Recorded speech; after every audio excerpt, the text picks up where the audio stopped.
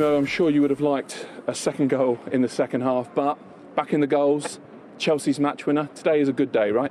Yeah, of course. I think the second goal chance I have to score, but I think I have to come back slowly.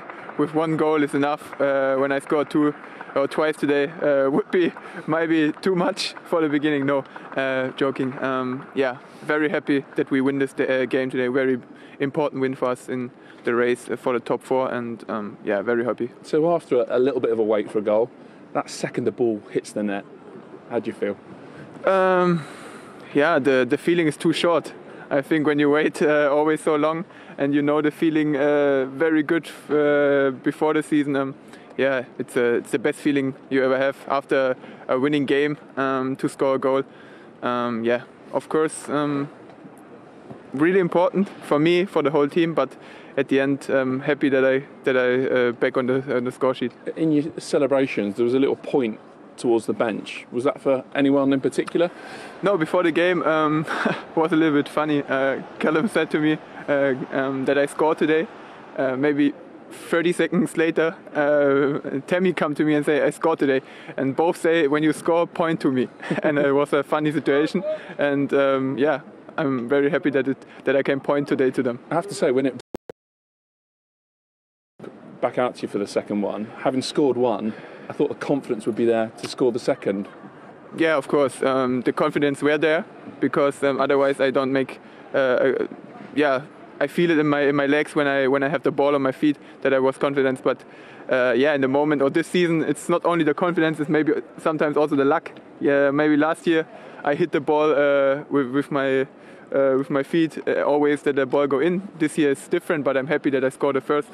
And the second chances like this, they will also go in the next few weeks, months. You've touched on it already. On the back of a really crazy, difficult week, how big a win was that for the team? Really big win. I think, yeah, the draw against Brighton was hard for us because we want to win this game to yeah, make a gap before this game to West Ham.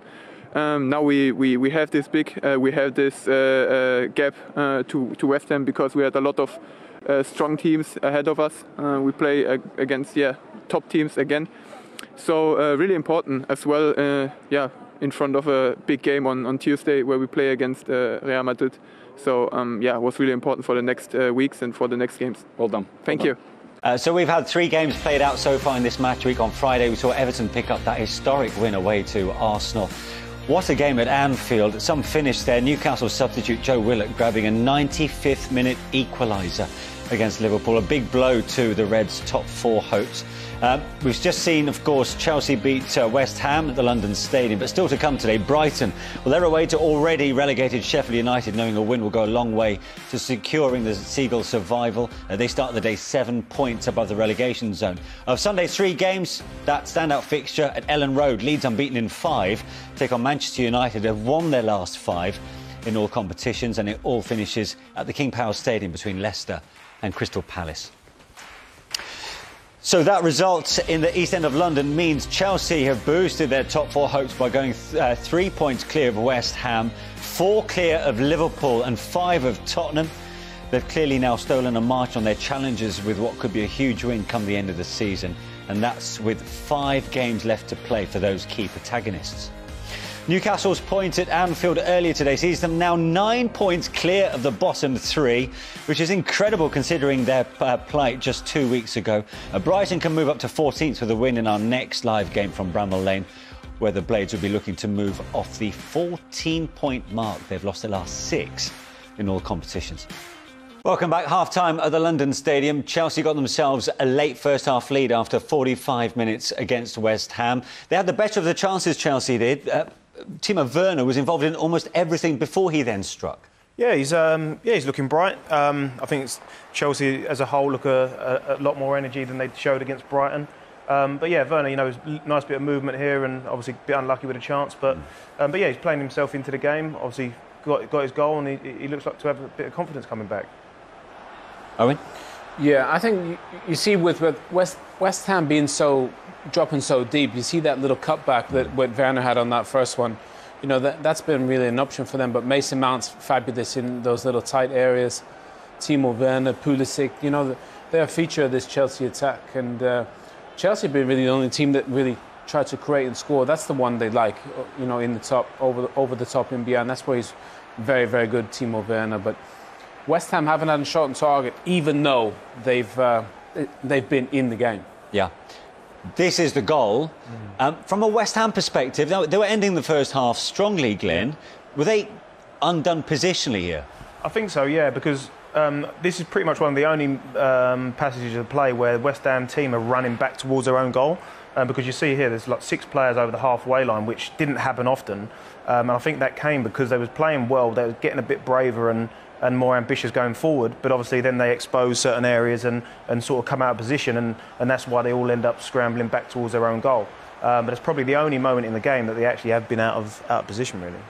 I really like that goal, actually, from Thomas Tuchel. It shows his formation, the way they want to keep the ball between the lines. Mason Mount, Timo Werner holds it up brilliantly, and they counter, you know. Really good goal. I think Thomas Tuchel will be really happy with that, because that's probably how he draws it up, and that's how it ended up in the back of net, and an easy one for Timo Werner to get some confidence. And we spoke about his goal-scoring form, 1 goal in 22 going into this game. In some respects, that justifies his selection, doesn't it? Well, it does, and the way that they play, you know, he needs to be in those spots when the ball comes back. Chilwell, he just puts it into a place, and he's got a simple finish. So I think if he can get a few more of those, then those numbers are going to go up real quick. For West Ham, there was a penalty shout for a handball on Cesar Azpilicueta, although he was more than happy to show everybody that it didn't quite strike his hand blatantly enough to warrant a penalty. What do you think?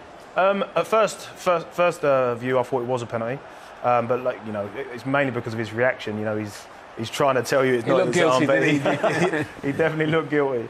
So yeah, no, I don't think it's a penalty. I think it's a right decision in the end, but certainly on the first view, I thought it was. Yeah. Owen, did you think it was a penalty or not? I think Glenn's right. I think in the first moment, just because of the way he looked and he kept his arm down for a while, he was trying to make the ref know that, you know, that it was there. But obviously, I think it hit his chest first and then hit his arm, and so I think they got that one right. Yeah. Up until that point, very few clear-cut chances for both sides. Was it a case of two sides not wanting to lose this game? Well, Glenn and I were speaking before. I think David Moyes and West Ham would be quite content at 0-0. I thought, obviously, Chelsea had all the ball, but they looked dangerous on the counter-attack with Bowen and Jesse Lingard. But obviously, now that Chelsea have scored, it puts a bit more onus on West Ham to open up more. And I think there'll be plenty of goals in the second half. Yeah, I totally agree. I think for 40 minutes there, West Ham would have been the happiest. But, you know, now they're going to have to take the game to Chelsea, and that should open more spaces for Chelsea to play a bit more flair football. Yeah. Do you expect goals in the second half now? I hope so. I hope so. And I think Chelsea will want goals. I think West Ham, obviously, a draw. I think they would have taken a draw before the game. Now, obviously, they need to score. So I think David Moyes, he knows that with Jesse Lingard and Jared Bowen at the top of the pitch for Niles, they do pose a threat. But Chelsea will continue to dominate the ball. Big question is, do they get a second or do West Ham get one?